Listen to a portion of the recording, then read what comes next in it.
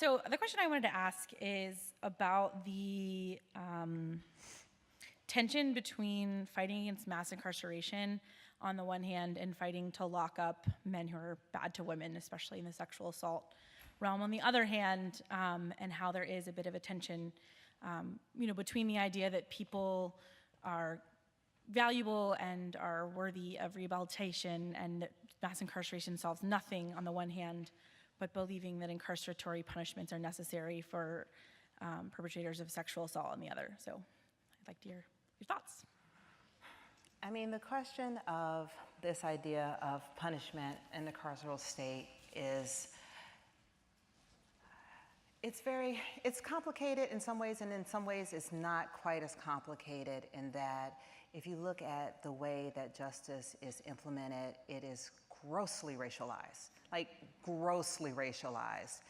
But I did kind of struggle in writing An American Marriage with the idea of a man who's falsely accused of rape, particularly in this moment because, we have the moment of believe women, and we do believe women, and in the novel he is wrongly identified. Someone raped her, but it was not him.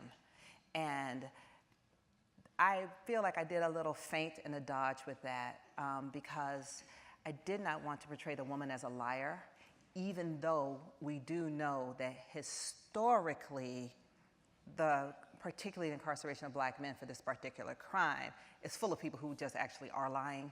But I just decided that I didn't want to jump right on that for the book. But I don't think it's a matter of deciding who do we privilege between the people who are accused and people who are accusing in this particular state, particularly with mass incarceration. Because also, most people who are incarcerated in mass incarceration are not incarcerated for sex crimes. They're incarcerated for what?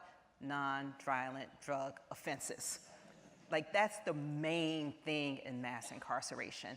So even to talk about it in terms of what to do about rapists, it's true, but it's not true, right? Because that's not even what the problem is built on.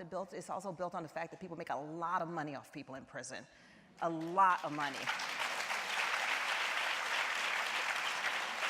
And so often the carceral state is justified by protecting a certain kind of womanhood. So I would prefer not to think about those two things together, actually.